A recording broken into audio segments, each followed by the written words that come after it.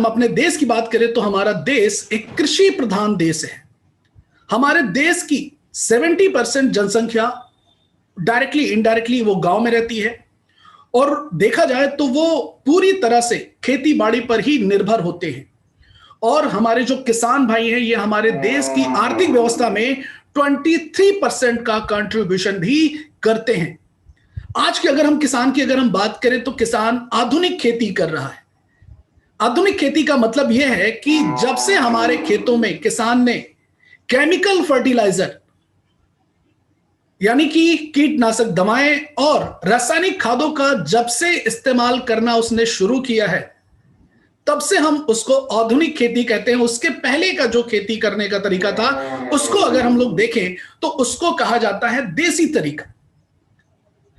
आज हम लोग ये जानेंगे कि किसान जब आधुनिक खेती करने लगा तो उसने किन किन चीजों को चेंज किया, और आज उनको कैसे हमें यह जरूरत है कि उसको हम एक बार फिर से चेंज करें। साथ ही साथ अगर हम लोग बात करें तो आज के टाइम में जो हमारे किसान भाई हैं, उनके ऊपर एक बहुत बड़ा प्रेशर है। प्रेशर का मतलब यहां पर मैं आपको बताना चाहूंगा कि किसानों के लिए प्रेशर इसलिए है क्योंकि हमारे जो नेचुरल सोर्स हैं, नेचुरल रिसोर्स है, यानी कि जो कृषि योग्य भूमि है, वो लगातार तेजी से कम होती जा रही है। और आज हमें एक सेकेंड हरित क्रांति की जरूरत है ताकि हम अपनी फसल की पैदावार को बढ़ा सकें, ज्यादा से ज्यादा बेहतर कर सकें। प्लस एक चीज और यहां पर मायने रखती है कि कैसे हमारे जो किसान भाई हैं वो फसल की क्वालिटी को बढ़ाएं।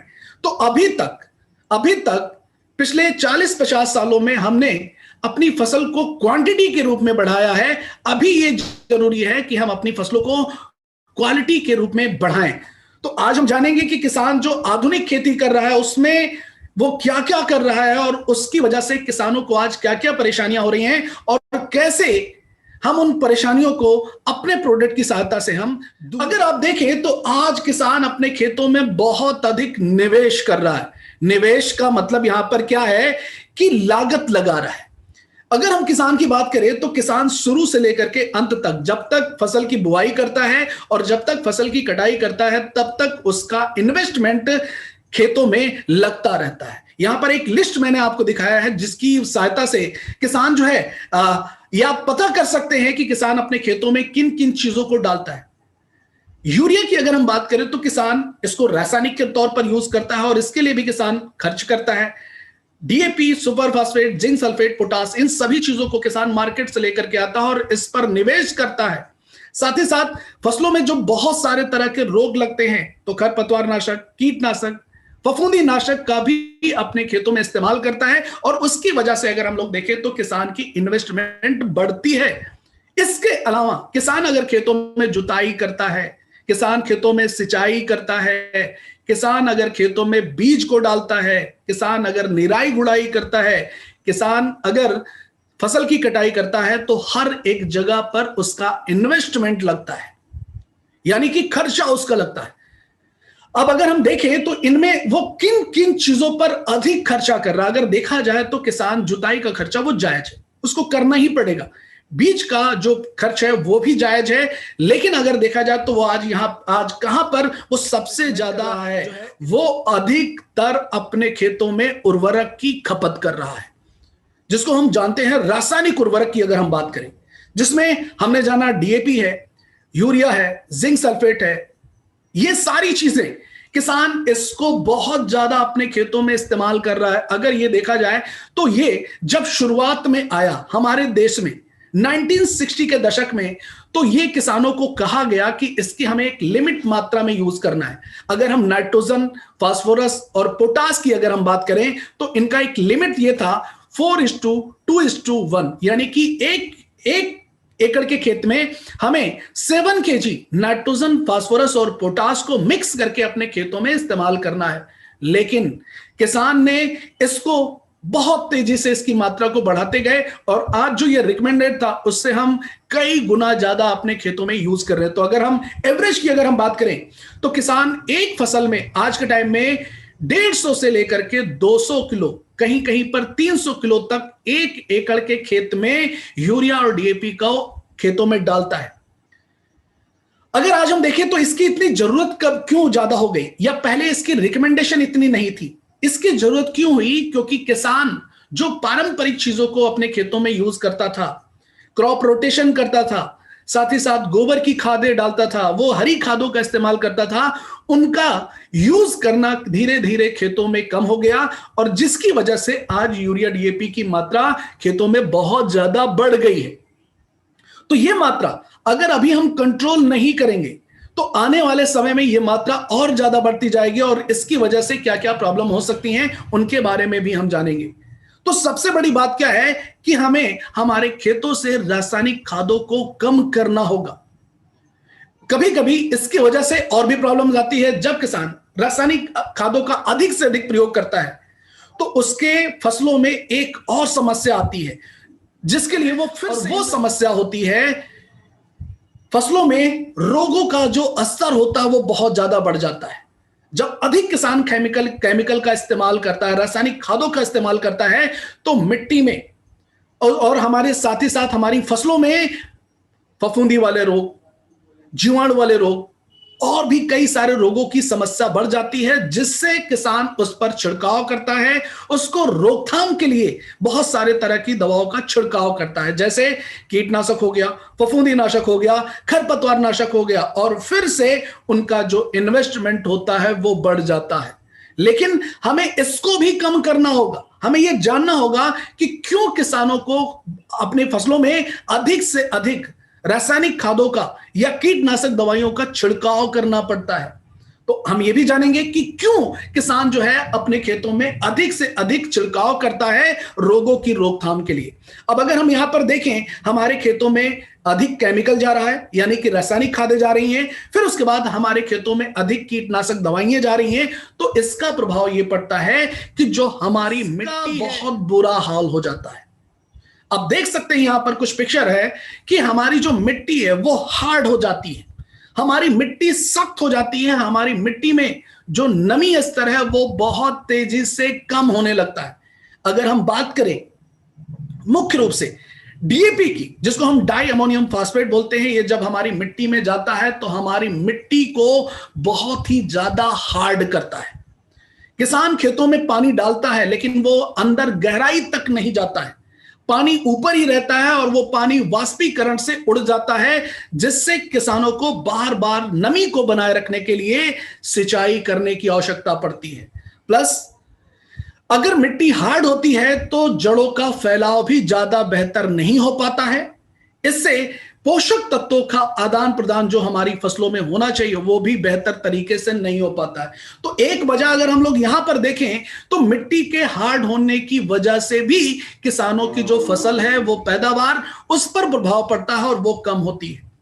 तो यहां पर हम ये कोशिश करेंगे कि जो हमारे किसान भाई हैं वो अपनी मिट्टी को सॉफ्ट करें, अपनी मिट्टी को बेहतर जुताई करें, जिससे उनकी मिट्टी की गुणवत्ता बढ़े। साथ ही साथ अगर मिट्टी हार्ड होती है तो मिट्टी में बहुत सारे जो सूक्ष्म जीवाणु होते हैं जो हमारी मिट्टी की गुणवत्ता को बढ़ाने में मदद करते हैं, उनकी संख्या लगातार कम होती जाती है, जिससे हमारी मिट्टी की उपजाऊ क्षमता भी कम होगी। प्लस हमारी मिट्टी में केमिकल की मात्रा जो हम बढ़ा रहे हैं उसकी वजह से भी हमारी मिट्टी बहुत ज्यादा बीमार होती है। तो अगर मिट्टी हार्ड होती है तो किसानों का सिंचाई के लिए भी बहुत ज्यादा लागत लगती है। आपने देखा होगा, अभी अगर हम प्रेजेंट टाइम की बात करें तो अभी धान की फसलें, किसान जो है धान की फसलों को लगाने की तैयारी कर रहा है, और धान की फसल जो है वो पूर्ण रूप से पानी की फसल होती है, उसमें नमी की रेगुलर आवश्यकता पड़ती है। तो हार्ड बहुत जगह पर अगर हम देखें तो पानी की भी समस्या है। अगर इस तरह से मिट्टी हार्ड होगी तो हम मिट्टी से बेहतर फसल की पैदावार किसान नहीं ले पाएगा।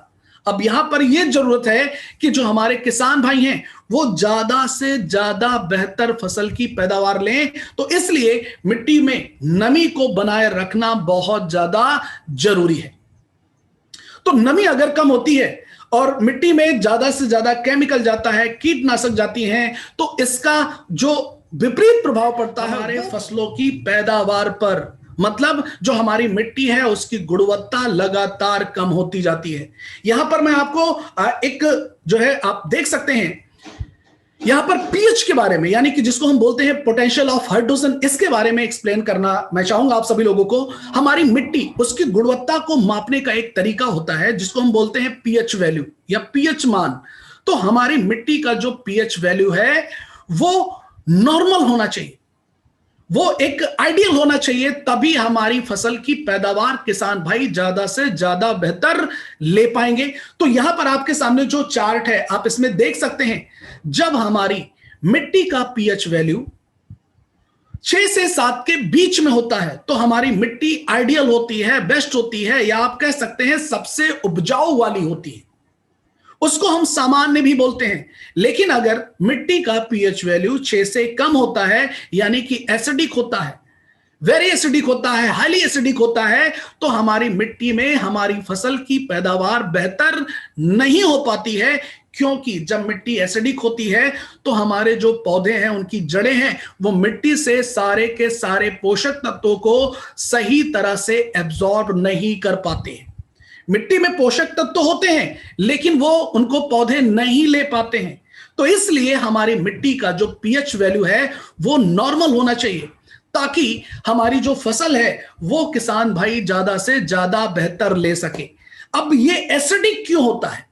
एसिडिक की अगर हम बात करें तो जब किसान अपने खेतों में बहुत अधिक मात्रा में यूरिया की खाद का इस्तेमाल करता है तो मिट्टी हमारी एसिडिक होती है, जिसको हम एल्कलाइन, जिसको हम अम्लीय बोलते हैं।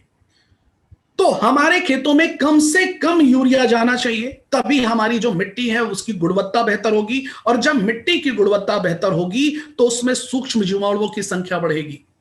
तो यहां पर आप देख सकते हैं 6.2 से लेकर के जो 7 तक जो मिट्टी है, इसका जो पीएच वैल्यू है, इसमें सूक्ष्म जीवाणुओं की संख्या ज्यादा होगी, इसमें पोषक तत्वों की संख्या ज्यादा होगी, और इसमें मिट्टी की उपजाऊ क्षमता ज्यादा होगी। साथ ही साथ इसी मिट्टी में हमारे किसान भाई अधिक से अधिक फसल की पैदावार को ले पाएंगे। अब अगर मिट्टी का पीएच वैल्यू ज्यादा होता है, मिट्टी का पीएच वैल्यू ज्यादा होता है, यानी कि 7 से अगर ज्यादा होगा तो वो एल्कलाइन होगा, 8 से ज्यादा होगा तो वो बहुत ज्यादा एल्कलाइन होगा, और अगर वो 9 से ज्यादा होगा तो हाईली एल्कलाइन होता है। मतलब ये अम्लीय जो है ये क्षारीय होती है। एल्कलाइन मतलब क्षारीय मिट्टी होगी, और क्षारीय मिट्टी में भी हमारी फसल की पैदावार बेहतर नहीं हो पाती है। तो अगर आज के टाइम में अगर हम किसानों की मिट्टी के बारे में अगर हम बात करें तो उनकी या मिट्टी बहुत ज्यादा एसिडिक है या फिर मिट्टी जो है वो एल्कलाइन है। आज के टाइम में जो किसान की मिट्टी है, हमारे खेत की मिट्टी है, वो बिल्कुल भी नॉर्मल नहीं है। तो इसी वजह से आज किसान की लागत बढ़ रही है और उसकी फसल की पैदावार कम हो पा रही है। अगर आज आप कहीं पर भी जाते हैं तो आप देखेंगे कि किसान जो है वो बिल्कुल भी खुश नहीं है। वो क्यों खुश नहीं है? क्योंकि इन्हीं कारणों की वजह से, मिट्टी का पीएच मान सही ना होने की वजह से, मतलब मिट्टी की गुणवत्ता कम होने की वजह से, हमारी फसलों में ज्यादा रोग लगने की वजह से, बहुत अधिक रासायनिक खादों और कीटनाशकों दवाइयों का इस्तेमाल करने की वजह से क्या हो, किसान की फसल की पैदावार है वो कम हो रही है। इसीलिए अगर हम देखें तो किसान आज के टाइम में बहुत ज्यादा परेशान है। अपने आसपास भी अगर आप देखें तो किसान यही कहता है कि जो मैं खेती कर रहा हूं उससे मैं संतुष्ट नहीं हूं, क्योंकि मेरी फसल की पैदावार बेहतर नहीं हो पा रही है और मेरी लागत बढ़ती जा रही है। तो अगर हम चाहते हैं कि किसान, तो हमें उसकी परेशानियों को दूर करना होगा। तो हमने अभी जो जो बातें की वो वही आज के टाइम में हमारे किसानों की मेन परेशानियां हैं। उत्पादन में बहुत ही भारी निवेश, अधिक निवेश, उर्वरकों की अधिक खपत, यानी कि किसान का इन्वेस्टमेंट बढ़ गया है, प्लस हमारी फसल जो है उसमें रोग बहुत ज्यादा लगने लगे हैं, मिट्टी की नमी कम हो गई है, मिट्टी की गुणवत्ता कम हो गई है, इसी वजह से किसान की फसल कम हो गई है। इसी वजह से हमारे किसान भाई जो हैं वो बहुत ही ज्यादा परेशानियों से जूझ रहे हैं।